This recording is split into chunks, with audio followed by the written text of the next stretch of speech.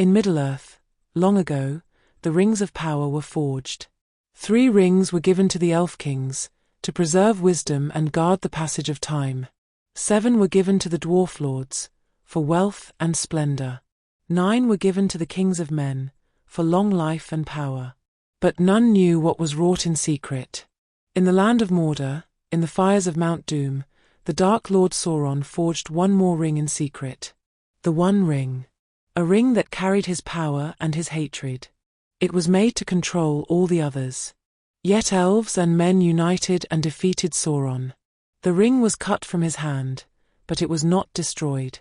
For to destroy it, it had to be cast back into the very fire in which it was forged. The ring was lost. Sauron's body perished, but his spirit was not utterly destroyed. He waited in the darkness. 4 centuries, the ring passed from hand to hand. It witnessed wars. It witnessed betrayals.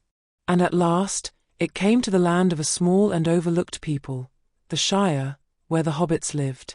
Life there was simple. There were no great wars. Fields were tilled, tables were set each evening, and days passed in quiet peace. At the heart of this tranquil world lived an adventurous hobbit, Bilbo Baggins. On his 11th birthday, he threw a magnificent feast, the largest party in the history of the Shire. And at the end of his speech, he did something unexpected. He vanished before everyone's eyes. It was the power of the ring in his pocket. Bilbo had found the ring years earlier in a dark cave. It granted him invisibility. But there was something he did not realize. The ring was slowly binding him to itself. After the party, he struggled to let it go.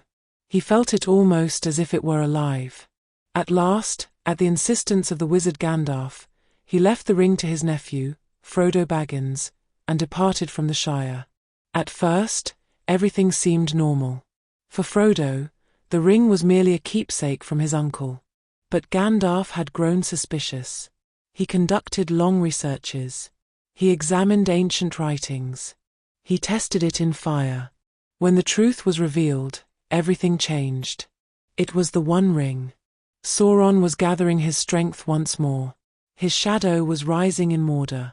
And he had sensed that the ring had been found. Gandalf told Frodo that the ring could not remain in the Shire.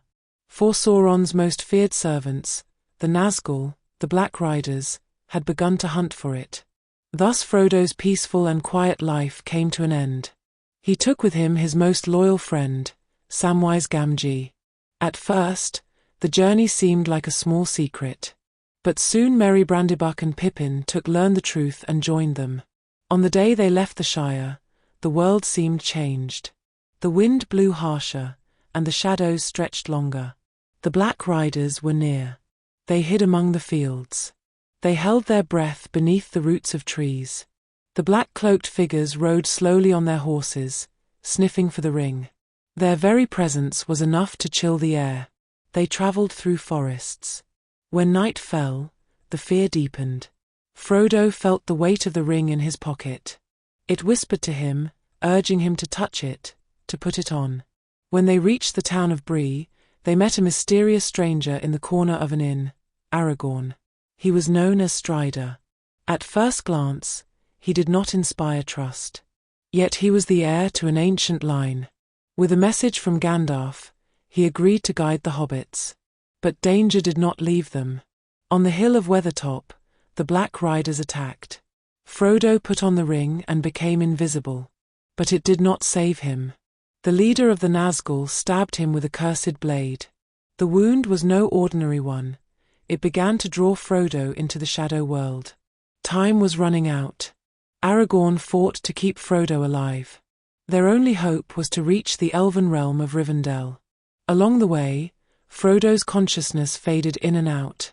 The ring echoed in his mind.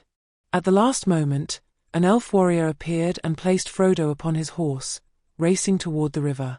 The Black Riders pursued them. At the riverbank, the waters rose and swept the riders away. Frodo opened his eyes in Rivendell. Now the truth could no longer be denied. The ring had been found. Sauron was awakening. And a small hobbit carried the fate of the world. This was only the beginning of a journey.